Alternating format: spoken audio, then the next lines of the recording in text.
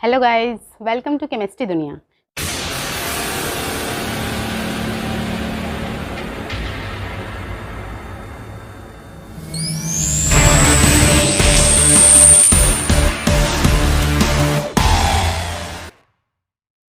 Hello बच्चों, कैसे हो आप सब। स्वागत है आप सभी का आपके फेवरेट चैनल केमिस्ट्री दुनिया में। तो बच्चों, हम लोग क्या पढ़ रहे थे? मैट्रिसेस। तो मैट्रिसेस में अब तक हमने पढ़ा मैट्रिक्स का कंस्ट्रक्शन, ऑर्डर ऑफ मैट्रिक्स, उसके बाद types of matrix. Types of matrix में हमने देखा row matrix, column matrix, singleton matrix, horizontal matrix, vertical matrix, and then हमने देखा स्क्वायर मैट्रिक्स। स्क्वायर मैट्रिक्स के अंदर हमने देखा था singular matrix and non singular matrix भी। आज हम लोग टाइप्स ऑफ स्क्वायर मैट्रिक्स पढ़ेंगे, जिसमें सबसे पहले हम लोग देखेंगे डायगोनल मैट्रिक्स। तो चलिए देखते हैं डायगोनल मैट्रिक्स को। तो डायगोनल मैट्रिक्स क्या होता है बच्चों? Any square matrix in which all the elements other than the principal diagonal are zero. तो प्रिंसिपल डायगोनल के अलावा जितने भी एलिमेंट्स हैं, सारे एलिमेंट्स क्या होंगे? जीरो होंगे। तो देखिए, चलिए लिख लेते हैं हम लोग matrices. A is equal to A I J है, यहाँ से A I J is equal to zero होगा कब? For all I not equals to J के लिए। इस सिंबल का मतलब होता है फॉर ऑल। तो बच्चों, प्रिंसिपल डायगोनल क्या है? चलिए देखते हैं। प्रिंसिपल डायगोनल जैसे ये हुआ 0 0 0,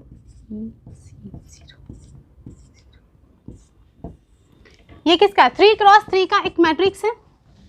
तो ये जो डायगोनल है आपका, इसको बोलेंगे प्रिंसिपल डायगोनल। ठीक है, इसको प्रिंसिपल डायगोनल बोलेंगे, या फिर समटाइम इसको लीडिंग डायगोनल भी बोलते हैं। क्या बोलते हैं? Leading diagonal. ठीक है, उसके साथ साथ स्टूडेंट्स ये भी है, ऐसा नहीं कि सिर्फ ये एलिमेंट्स, ये तीनों एलिमेंट्स तो कुछ ना कुछ हो सकते हैं। हो सकता है कि 2 एलिमेंट्स अदर भी जीरो हो जाए, इसके अलावा भी। तो चलिए, अगर ऐसा है आपके पास, तो ये भी आपका डायगोनल मैट्रिक्स ही बोला जाएगा। A 0 0 0 0 0 0 0 0। तो इससे क्या पता चला कि डायगोनल का जो एलिमेंट्स, कम से कम एक एलिमेंट्स वो क्या हो? नॉन जीरो हो। अदर जीरो हो सकता है, लेकिन कम से कम एक क्या हो? नॉन जीरो हो। तो यहाँ पे डायगोनल में एलिमेंट्स कुछ भी हो सकते हैं, चाहे तो वो आपका फंक्शंस होगा या फिर नंबर्स होगा, रियल और इमेजिनरी। तो इससे हमारा डेफिनेशन क्या बना? Any square matrix in which all the elements other than the principal diagonal are zero and at least one element of principal diagonal is non-zero। at least one element, condition क्या? at least one element zero नहीं होना चाहिए, बाकी सारा zero रहेगा चलेगा, कम से कम एक नहीं होना चाहिए। तो बच्चों, यहाँ से आप मुझे बताइए, अगर आपसे क्वेश्चन पूछा जाता है कि मिनिमम नंबर ऑफ जीरोस कितना होना चाहिए डायगोनल मैट्रिक्स में, तो आप क्या बोलोगे? चलिए इस केस में देखते हैं। यहाँ मिनिमम नंबर ऑफ जीरोस कितने हैं? 6। तो क्या इसको हम लिख सकते हैं? टोटल एलिमेंट्स 9 है, मीन्स 3 का square minus 3 is equal to कितना आया आपके पास? 6। तो ये हुआ मिनिमम नंबर ऑफ जीरोस। अगर आपके पास मैट्रिक्स होता 2 क्रॉस 2 का, तब क्या होता?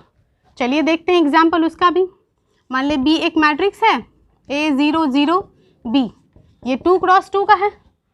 ठीक है, तो इसमें मिनिमम नंबर ऑफ जीरोस कितना है? 2 है। तो क्या इसको आप लिख सकते हो 2 का square minus 2 is equal to 2। तो यहाँ से अगर दोनों को कंक्लूड करें तो minimum number of zeros possible कितने होंगे एनी डायगोनल मैट्रिक्स में? तो वो क्या हो जाएगा? चलिए यहाँ आप लिख लीजिए, minimum number of zero is equal to n square minus n formula आया। चलिए, अगर आपके पास ये है मिनिमम नंबर ऑफ जीरोस का फॉर्मूला, आपके पास ये आया, अगर मैं पूछूं मैक्सिमम नंबर ऑफ जीरोस कितने होंगे, तो कैसे निकालोगे? यहाँ पे देखो आप, मैंने कहा कि कम से कम एक एलिमेंट डायगोनल का वो क्या होना? प्रिंसिपल डायगोनल का। ठीक है, जिसको कि आप लीडिंग डायगोनल भी बोलते हो, उसका कम से कम एक एलिमेंट जीरो नहीं होना चाहिए। तो टोटल एलिमेंट्स आपका 9 है। अगर 3 क्रॉस 3 का मैट्रिक्स ले रहे हैं, 3 बाई 3 का, तो 9 एलिमेंट्स। अगर n बाई n का लेंगे तो n into n square elements होंगे। तो वहाँ पे मैक्सिमम नंबर ऑफ जीरोस यहाँ से कितना आ रहा है गाइज? 8 आ रहा। कैसे आया? 3 इंटू 3 9, 9 माइनस 1, क्योंकि कम से कम एक एलिमेंट नहीं होना चाहिए ना। तो मिनिमम नंबर ऑफ जीरोस का फॉर्मूला हो गया मैक्सिमम, सॉरी मिनिमम तो अपने निकाल लिया ना, maximum number of zeros is equal to n square minus 1। ये बहुत ही इंपॉर्टेंट है कंक्लूजन जो हमने यहाँ पे अभी निकाला। नेक्स्ट टाइप ऑफ मैट्रिक्स हम देखेंगे स्केलर मैट्रिक्स, वो भी स्क्वायर मैट्रिक्स का एक टाइप है। चलिए इसको रब करते हैं, आप स्क्रीनशॉट ले लो बच्चों। ये रहा आपका next type scalar matrix. Scalar matrix किसको बोलते हैं बच्चों? अगर आप चाहो तो इसका डिफिनेशन मॉडिफाई करके आप ऐसे भी लिख सकते हो, any diagonal matrix in which all the elements of principal diagonal are same. क्या है इंपॉर्टेंट? सेम होना चाहिए प्रिंसिपल डायगोनल का एलिमेंट्स। या फिर आप चाहो तो अल्टरनेट में बोलो, any square matrix in which all the elements of diagonal are same. तो ये सेम कीवर्ड है, ठीक है। आपका सारा जो एलिमेंट्स है प्रिंसिपल डायगोनल, जिसको कि आप लीडिंग डायगोनल भी बोलते हो, वो सेम होना चाहिए। तो चलिए एक एग्जांपल लेते हैं हम लोग। अगर A is equal to AIJ है, ठीक है, ये एक मैट्रिक्स है M क्रॉस M का, क्योंकि स्क्वायर मैट्रिक्स है तो ये ऑर्डर क्या होगा? सेम ही रहना, जितना नंबर ऑफ रोज होगा उतना ही नंबर ऑफ कॉलम्स भी होगा। तो यहाँ से अगर AIJ is equal to C होगा, C कोई भी एक नंबर, आप K भी चाहो तो कुछ भी ले सकते हो, K ले सकते हो, C ले सकते हो, कुछ भी ले सकते हो, होना सेम चाहिए, इक्वल हो चाहिए, ठीक है। तो फॉर ऑल, चलिए सिंबल हम लोग यूज़ कर लेते हैं, for all I is equal to J and AIJ is equal to 0 for all I not equals to J। तो इसका अगर एग्जाम्पल हम लोग लें तो क्या होगा? चलिए अगर यहाँ से A लिए 0 0 0 अगेन A 0 0 0 A, ये 3 क्रॉस 3 का ये एक मैट्रिक्स हुआ, 3 बाई 3 का मैट्रिक्स हुआ, जिसमें कि डायगोनल के सारे एलिमेंट्स क्या हैं? सेम है। वो क्या है? A है। एक काम करते हैं कि एक और एग्जांपल लेते हैं, ठीक है। वो फंक्शंस भी तो हो सकते हैं, कुछ भी हो सकते हैं, इसलिए हम लोग चलिए साइन x ले लेते हैं। Sine x 0 0 0 sine x 0 0 0 sine x, again ये 3 बाई 3 का ही मैट्रिक्स है। तो ये आपका एग्जाम्पल हो गया, ये वो आपका स्केलर मैट्रिक्स। तो इसके बाद हम लोग देखेंगे आइडेंटिटी मैट्रिक्स। बच्चों हम लोग आइडेंटिटी मैट्रिक्स या जिसको यूनिट मैट्रिक्स भी बोलते हैं, वो पढ़ने से पहले हम लोग एक चीज़ जान लीजिए कि यहाँ पे डायगोनल मैट्रिक्स जो हमने थोड़ा देर पहले पढ़ा था, तो अगर आपसे डायगोनल मैट्रिक्स की बात तो चलिए समझ में, अगर डायगोनल एलिमेंट्स कहेगा कहीं पर भी तो आप इससे कंफ्यूज मत होना। डायगोनल मैट्रिक्स एक अलग है, डायगोनल एलिमेंट्स आप रेक्टेंगुलर मैट्रिक्स के भी डायगोनल एलिमेंट्स निकाल सकते हो। फॉर एग्जाम्पल मैं यहाँ पे लिख दूँ नोट करके, डायगोनल एलिमेंट्स, अगर आपका फॉर एग्जाम्पल ABCDEFGH है, IJKL, तो अगर यहाँ पे आपसे पूछा जाए, ये है 3 बाई 4 का मैट्रिक्स है, इसमें आपसे अगर डायगोनल एलिमेंट्स पूछेगा, तो अगर डायगोनल मैट्रिक्स होगा तो ये तो स्क्वायर मैट्रिक्स नहीं है, तो डायगोनल मैट्रिक्स तो ये नहीं होगा, लेकिन डायगोनल एलिमेंट्स फिर भी यहाँ पे होगा, क्योंकि हम लोग के पास डायगोनल एलिमेंट्स के लिए कंडीशन है कि I is equal to J होना चाहिए। AIJ इज इक्वल टू जो भी होगा उस केस में यहाँ पे क्या होना चाहिए? I is equal to J होना चाहिए। तो ये पहला वाला जो एलिमेंट है वो क्या है? 1 1 है, और ये 2 2 है, ये 3 3 है। क्या ये होगा? क्या ये नहीं होगा। आपका डायगोनल एलिमेंट सिर्फ ये होगा, ये 3 जो है, यहाँ से आप लिख लीजिए डायगोनल एलिमेंट्स। तो AFK, इसलिए डायगोनल मैट्रिक्स एक अलग चीज़ है, डायगोनल एलिमेंट्स अलग है। तो डायगोनल एलिमेंट मैट्रिक्स हमने ऑलरेडी इससे पहले पार्ट में पढ़ लिया, ये दूसरा स्केलर मैट्रिक्स है। तो चलिए हम लोग नेक्स्ट टाइप में पढ़ जाते हैं यूनिट मैट्रिक्स, जिसको कि आइडेंटिटी मैट्रिक्स भी बोलते हैं, ठीक है बच्चों। स्केलर मैट्रिक्स के लिए एक और बात जान लें, जो मैंने लिखा था प्रिंसिपल डायगोनल के सारे एलिमेंट्स इक्वल होना चाहिए, और कंडीशन है कि इस केस में प्रिंसिपल डायगोनल के एलिमेंट्स सारे इक्वल होंगे, लेकिन एक भी 0 के बराबर नहीं होनी चाहिए, ठीक है। 0 नहीं होगा, 0 के अलावा आप कुछ भी हो सकता है, लेकिन 0 नहीं होगा, ठीक है। तो चलिए बढ़ते हैं हम लोग यूनिट मैट्रिक्स की ओर, जिसको कि हम लोग आइडेंटिटी मैट्रिक्स भी बोलते हैं।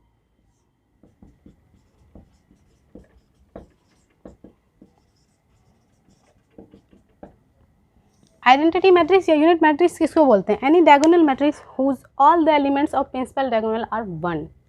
तो प्रिंसिपल डायगोनल के सारे एलिमेंट्स क्या होंगे? 1 होंगे। तो अब तक हमने स्क्वायर मैट्रिक्स का जो पहला टाइप पढ़ा था डायगोनल मैट्रिक्स, उसमें कंडीशन नहीं था कि डायगोनल एलिमेंट्स कुछ भी हो सकते हैं, हो सकता है कि 0 हो, मतलब कम से कम एक एलिमेंट्स क्या होना चाहिए? ज़ीरो नहीं होनी चाहिए, बाकी कुछ भी हो सकता है। स्केलर मैट्रिक्स हमने पढ़ा कि तीनों एलिमेंट्स वो क्या होना चाहिए, इक्वल होना चाहिए। तो यूनिट मैट्रिक्स में क्या है, तीनों एलिमेंट्स क्या होना चाहिए, तीनों नहीं बोलेंगे, डायगोनल एलिमेंट्स, डायगोनल के सारे एलिमेंट्स। अगर 3x3 का ले रहे हैं तब तीनों बोलेंगे, अदरवाइज आप क्या बोलोगी कि n/n का मैट्रिक्स है तो सारे एलिमेंट्स, डायगोनल के सारे एलिमेंट्स, ठीक है। तो चलिए इसका डिफिनेशन हम लोग लिख लेते हैं। एनी डायगोनल मैट्रिक्स, या फिर आप यहाँ चाहो तो यूज़ कर सकते हो any square matrix, any diagonal matrix whose all the elements of principal diagonal whose all the elements of principal diagonal are unity। Unity बोले तो 1, क्या होगा 1, ठीक है। इसको आप रिप्रेजेंट कैसे करोगे, aij is equal to 1 for all I is equal to j and aij is equal to 0 for all I not equals to j। तो I is equal to j के लिए 1 होना चाहिए और I not equals to j के लिए 0 होना चाहिए। तो बढ़ते हैं इसका नेक्स्ट टाइप में हम लोग, जिसको कि हम लोग बोलेंगे upper triangular matrix and then lower triangular matrix. तो चलिए अपर ट्रायंगुलर मैट्रिक्स को हम लोग देखते हैं। नेक्स्ट टाइप है आपका upper triangular matrix. Upper triangular matrix किसको बोलेंगे, any square matrix in which all the elements below the principal diagonal are zero. Principal diagonal के नीचे वाले एलिमेंट्स सारे क्या होना चाहिए, जीरो होना चाहिए। And above the principal diagonal, and principal diagonal में कुछ ना कुछ एलिमेंट्स होगा। And at least 1 element of principal diagonal is non zero.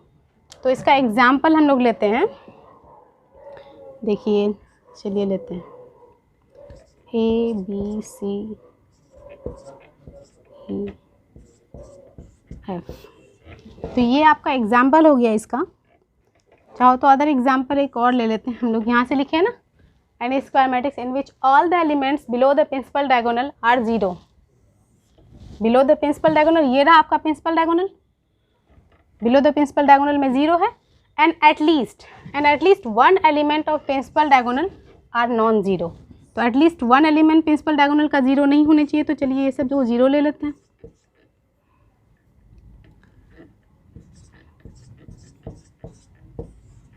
इसके अलावा तो कुछ भी हो सकता है। 3x3 का मैट्रिक्स, ये भी 3x3 का मैट्रिक्स है, ठीक है। तो ये हुआ आपका अपर ट्रायंगुलर मैट्रिक्स। तो यहाँ पे मैक्सिमम नंबर ऑफ जीरोस। तो बच्चों यहाँ पे अगर हम लोग लोअर ट्रायंगुलर मैट्रिक्स पढ़ेंगे ना, तो ये type basically lower triangular matrix में भी आ सकता है। अपर ट्रायंगुलर मैट्रिक्स में भी ऐसा हो सकता है, लोअर ट्रायंगुलर मैट्रिक्स में भी हो सकता है। तो हम लोग देखते हैं लोअर ट्रायंगुलर मैट्रिक्स। आप इसका स्क्रीनशॉट ले लो जल्दी से। देखो बच्चों, आपका ये अपर ट्रायंगुलर मैट्रिक्स है ना, देखिए ऊपर साइड ट्रायंगल बन रहा है, ये रहा आपका। अगर सारे एलिमेंट्स को आप ऐसे ले रहे हो तो ये हुआ ऊपर, अगर ट्रायंगल बन रहा है डायगोनल के तो हुआ अपर ट्रायंगुलर मैट्रिक्स। अगर डायगोनल के ऊपर कंसीडर करोगे तो ये वाला। यहाँ पर भी इस केस में अभी जिस मैंने जो कहा कि आप इसको अपर ट्रायंगुलर लोअर ट्रायंगुलर दोनों में ये सेम आ जाता है। अगर सिर्फ एक एलिमेंट्स नॉन जीरो रहे तो उसमें क्या होगा, उसमें भी ऐसा ही सेम टू सेम रहेगा। तो इसको आप चाहो तो लोअर ट्रायंगुलर भी बना सकते हो, अपर भी बना सकते हो, लेकिन इस वाले केस के लिए ये होगा। ये चीज़ मैंने इसलिए बताया कि कभी कभी आपका हो सकता है कि मल्टीपल चॉइस क्वेश्चन हो या फिर असर्शन रीजन टाइप जो क्वेश्चन आते हैं जेईई मेन में, इसमें तो इस तरह का क्वेश्चन पूछा जाएगा, क्या ये अपर ट्रायंगुलर है या लोअर ट्रायंगुलर है या बोथ है। तो आप उसमें बोथ में मारोगे ना, इसलिए मैंने ये चीज़ बता दिया है, ठीक है। तो हम लोग देखते हैं कि लोअर ट्रायंगुलर मैट्रिक्स क्या होता है। चलिए यहीं पे देख लेते हैं लोअर ट्रायंगुलर मैट्रिक्स। तो हम लोग देखेंगे कि लोअर ट्रायंगुलर मैट्रिक्स में क्या होता है, any square matrix in which all the elements above the principal diagonal. जो प्रिंसिपल डायगोनल आपका है, फॉर एग्जांपल हम लोग ये रहा प्रिंसिपल डायगोनल है ना, इसके ऊपर वाला एलिमेंट 0 होगा, उसके नीचे कुछ ना कुछ एलिमेंट्स होंगे, ठीक। And at least 1 element of principal diagonal is non zero. ऐसा ही कम से कम एक एलिमेंट जो प्रिंसिपल डायगोनल का है वो क्या होगा, 0 नहीं होगा। तो चलिए यहाँ पे देखते हैं, एग्जाम्पल लेते हैं हम लोग। अगर ऐसा है A 0 0 B C D 0 E F, ठीक है। तो यहाँ पे क्या हो रहा है गाइज, यहाँ पे देखिए ये रहा लोअर ट्रायंगल, ठीक है, नीचे ट्रायंगल बन रहा है ना, या फिर आप चाहो तो यहाँ पे ये सा ट्रायंगल बना लो छोटा वाला, इधर के लिए प्रिंसिपल डायगोनल के नीचे ट्रायंगल बन रहा है, तो हो गया क्या, लोअर ट्रायंगुलर मैट्रिक्स। तो आप चाहो तो इसके लिए and at least one element of principal diagonal is non zero, तो इसके लिए आप देख लो, आप ये वाला ऐसा ही सेम होगा गाइज, 0 0 0 0। अब ए बी सी कुछ भी ले लो, साइन एक्स ले लो, कुछ ले लो, कोई दिक्कत नहीं है उसके लिए, कुछ ले लो। ये कितने ऑर्डर का मैट्रिक्स है, 3×3 का मैट्रिक्स। ये भी कितने ऑर्डर का मैट्रिक्स है, 3×3 का मैट्रिक्स है। तो हम लोग देखते हैं नेक्स्ट इसमें कि मैक्सिमम नंबर ऑफ जीरोस कितना होगा। बच्चों कुछ पॉइंट हम लोग नोट डाउन कर लेते हैं कि कोई भी डायगोनल मैट्रिक्स को हम लोग अपर ट्रायंगुलर मैट्रिक्स भी बोल सकते हैं, लोअर ट्रायंगुलर भी मैट्रिक्स बोल सकते हैं। कैसे, क्योंकि डायगोनल मैट्रिक्स में सिर्फ डायगोनल में एलिमेंट्स होते थे, हमने अभी जस्ट देखा। उसके बाद क्या है कि उसमें हमने ये भी देखा कि कम से कम एक एलिमेंट्स क्या होना चाहिए, वो जीरो नहीं होना चाहिए। तो ऐसा ही तो ट्रायंगुलर मैट्रिक्स में भी केस है ना, तो इसलिए उसको आप अपर ट्रायंगुलर भी बोल सकते हो, लोअर ट्रायंगुलर भी बोल सकते हो। तो ये हो सकता है कि आपके ऑब्जेक्टिव क्वेश्चंस में हेल्प हो जाए, या फिर असर्शन रीजन में, या फिर मल्टीपल चॉइस क्वेश्चंस में होता है ना, उसमें। उसके बाद हम लोग देखेंगे, अभी जस्ट जो मैंने कहा कि नंबर ऑफ़ जीरोस निकालेंगे, तो हम लोग चलिए देखते हैं कि कोई भी triangular matrix of order n है, तो n को अगर हम लोग 3×3 का बना लें, ये भी ट्रायंगुलर मैट्रिक्स बना रहे हैं ना बच्चों,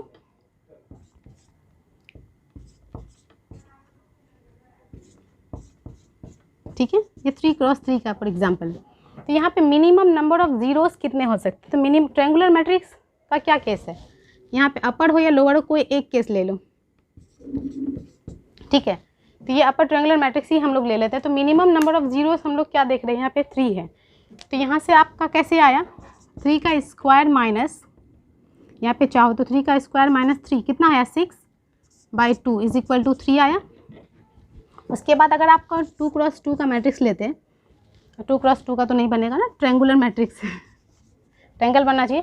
चलिए ठीक है, यहाँ पर से देखते हैं हम लोग, अगर मैक्सिमम का है, ठीक है, तो यहाँ से आपका फॉर्मूला आ गया, मिनिमम नंबर ऑफ जीरोस का ये हो जाता है n² माइनस n ऑर्डर रहेगा। अगर आपके पास कुछ और रहा, ट्रायंगल बनना चाहिए ना, 4×4 का लेके देख लेना, यहाँ पर से आएगा n² माइनस n/2।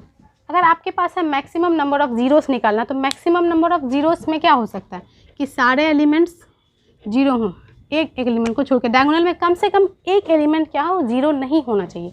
उसके लिए चलिए हम लोग यहाँ पे देख लेते हैं, ऐसा रहा तो मैक्सिमम क्या है, 9 एलिमेंट्स है यहाँ पे, n×n का अगर मैट्रिक्स है, ये 3×3 का मैट्रिक्स है, तो कितना हुआ, 9 हुआ। तो 9 का 9 - 1 कम से कम एक नहीं होना चाहिए, तो यहाँ से हो जाएगा n² माइनस 1। ये बहुत इंपॉर्टेंट, आप प्लीज़ इसको ध्यान में रखना, ऑब्जेक्टिव क्वेश्चंस में डायरेक्ट आ जाते हैं यहाँ पे। तो maximum number of non zero elements maximum कितने होंगे, तो maximum number of non zero elements आपका हो जाएगा maximum number of zero, minimum number of zero में से अगर टोटल एलिमेंट्स माइनस कर दें तो क्या वो आ जाएगा, मिनिमम नंबर ऑफ जीरो कितना है, n² माइनस n/2। तो हम लोग के पास एलिमेंट्स कितना है टोटल, n² माइनस ये n² माइनस n/2। अगर आप यहाँ से ये करते हो तो इसको सॉल्व करोगे तो आपका क्या आ जाएगा, सॉल्व करो, 2n² माइनस n² क्या हो जाएगा, n² यहाँ पे अगर सॉल्व करोगे तो आएगा n × n+1/2। इसको आप याद रख लो, ठीक है, बहुत इंपॉर्टेंट है बच्चों। उसके बाद maximum number of distinct element, different element कितने होंगे, तो वो आपका आ जाएगा n × n+1/2 + 1, ठीक है। डिस्टिंक्ट एलिमेंट मैक्सिमम इतने हो सकते हैं, मिनिमम तो कुछ भी हो सकते हैं, इससे कम कुछ भी हो सकता है। चलिए हम लोग नेक्स्ट बढ़ते हैं आगे। तो अब हम लोग देखते हैं trace of the matrix. Trace of the matrix होता क्या है, क्योंकि ट्रेस ऑफ द मैट्रिक्स होता है sum of the elements of principal diagonal. जो प्रिंसिपल डायगोनल का जो एलिमेंट्स होता है ना, उन एलिमेंट्स का सम, ठीक है। तो देखते हैं, यहाँ पे लिख लेते हैं हम लोग, sum of the elements of principal diagonal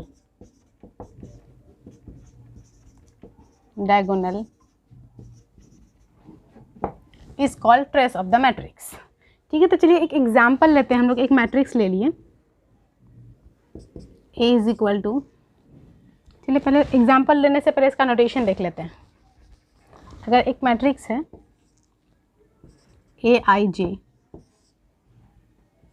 m × m है, तो आपका इसमें जो ट्रेस होगा, trace A is equal to हो जाएगा summation i is equal to 1 से एन तक ए आई आई।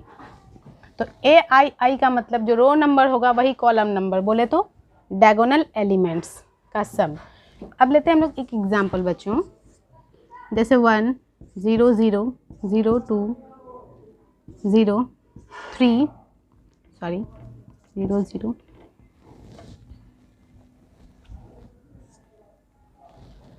5 ले लेते हैं। यहाँ पे अगर आपको निकालना 3/3 का ये मैट्रिक्स है और A इज इक्वल टू इतना है, तो आपको अगर ट्रेस निकालना है, ट्रेस A निकालना है, तो ये क्या होगा 1 + 2 + 5, 1 + 2 + 5 इज इक्वल टू 5 3 8। तो आपका trace A is equal to 8 आ गया। ठीक है, एक और एग्जांपल लेते हैं बच्चों हम लोग। चलिए एक B मैट्रिक्स ले रहे हैं, एक अच्छा सा क्वेश्चन है ये।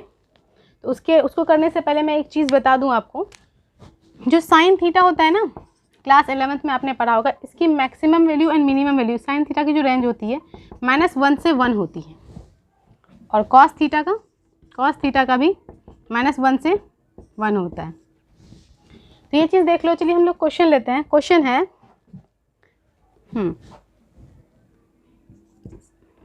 7 10x/2 देन 0 0, इसके बाद 0 4 cos y 0 0 0 then -6 cos z। ठीक है, ये 3/3 का एक मैट्रिक्स है। तो इसमें गिवन है बच्चों क्वेश्चन में ये है कि आपके पास गिवन अगर ट्रेस इसका 10 है तो हमको फाइंड करनी है, ये गिवन है। ठीक है, आपको इसका ट्रेस निकालना है, ट्रेस बी।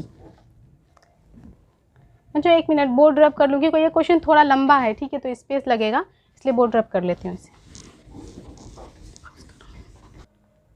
तो बच्चों ये रहा आपका question, trace of the matrix आपको निकालना है। एक मैट्रिक्स का ऑलरेडी ट्रेस दे रखा है, ये एक मैट्रिक्स है A2 sin x 1 0 0 5 cos y 3 7 4 and 3 sin z। इसके लिए ज़रूरी नहीं कि ये डायगोनल मैट्रिक्स होना चाहिए, बस हमको कंडीशन ये है कि सम ऑफ द डायगोनल एलिमेंट्स जो होता है वही ट्रेस होता है। ट्रेस ऑफ द मैट्रिक्स क्या है, sum of the elements of principal diagonal of square matrix, याद रखिएगा। ठीक है, स्क्वायर मैट्रिक्स का sum of the elements of principal diagonal of square matrix. तो यहाँ पे हम लोग को क्या करना है, ट्रेस निकालना है ना। तो चलिए निकालते हैं। हमारे पास गिवन क्या है, सॉल्यूशन करते हैं। We have 2 sin x plus diagonal elements पहले देख लीजिए कौन कौन सा, ये रहा 3/3 का मैट्रिक्स है ये। 2 sin x plus 5 cos y plus 3 sin z is equal to 10 आपके पास गिवन है। ये क्वेश्चन में गिवन है कि ट्रेस ऑफ द मैट्रिक्स है 10। आपको फाइंड करना है इस वाले मैट्रिक्स का ट्रेस, इसका भी ऑर्डर 3/3 ही है। ठीक है, देखते हैं बच्चों। देखिए अभी जस्ट मैंने कहा कि साइन x की मैक्सिमम वैल्यू होती है 1 और कॉस x की भी मैक्सिमम 1 होती है। ठीक है, तो अब यहाँ देखिए 2 sin x 5 cos y plus 3 sin z is equal to 10 है।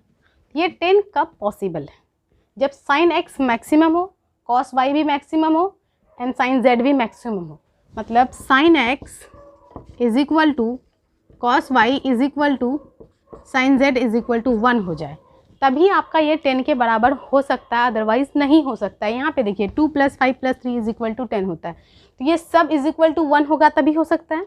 तो यहाँ पर से sin x 1 कब होगा, जब थीटा आपका 90 डिग्री होगा। ये क्लास 10th में आपने पढ़ा होगा, इसलिए मैं क्लास 10th का थोड़ा सा रिवाइज करवा दूँ। sin 90 इज इक्वल टू 1 होता है और cos 90 इज इक्वल टू 0 होता है, और sin cos 0 1 होता है, sin 0 0 होता है। ठीक है, बस इतना ही काम का है, बस हो गया, बाकी आगे तो हम लोग पढ़ेंगे ही। तो यहाँ देखिए, तो यहाँ से x इज इक्वल टू पाई/2 क्या 90, देखिए ये देखिए, ठीक है, पाई/2 90 डिग्री। अब रेडियन में चेंज करने आता है, आप लोग हम लोग सीख चुके हैं, काफ़ी क्वेश्चंस किए हमने। y इज इक्वल टू कहाँ 1 के बराबर करना है, तो y is equal to 0, cos 0 1 होता है ना, और sin z भी क्या होना चाहिए, 1 होना चाहिए, मतलब z is equal to again ये π/2 होना चाहिए। ठीक है बच्चों, तो अब देखिए यहाँ पे हमें वैल्यू किसकी निकालनी है, इसकी ट्रेस इस मैट्रिक्स का निकालना है, तो हमें किसकी निकालनी है, 7 10 x/2 plus 4 cos y plus नहीं माइनस, देखिए ये रहा आपका diagonal elements of square matrix, इसी का ट्रेस निकालना। तो सारे एलिमेंट्स को एडिशन करेंगे तो -6z को प्लस करेंगे तो -6z ही रहेगा ना, -6 cos z is equal to जो भी आएगा वही आपका ट्रेस होगा। तो अब देखिए x की वैल्यू हमारी यहाँ से निकल चुकी है क्या, π/2, तो x इतना π/2 है, तो 10 x/2 यहाँ पे है, तो यहाँ पे से क्या हो जाएगा 7 10 x/4 नहीं π/4 सॉरी 7 10 π/4, π/4 बोले तो 45 डिग्री, और 10 45 डिग्री इज इक्वल टू 1 होता है, ये क्लास 10th में आपने पढ़ा होगा, आप एक बार रिवाइज कर लो।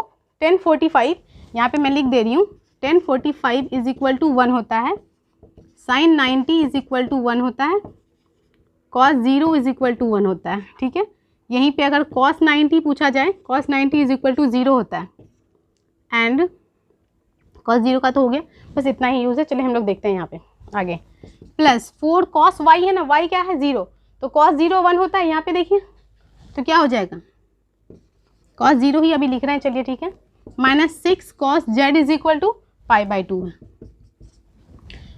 तो यहाँ पे देखिए 7 × 1 प्लस 4 × 1 माइनस 6 × 0, क्योंकि cos π/2 is equal to, cos π/2 बोले तो cos 90 डिग्री जो कि 0 होता है, तो यहाँ से आपका आया 7 + 4 - 0 इज इक्वल टू 11।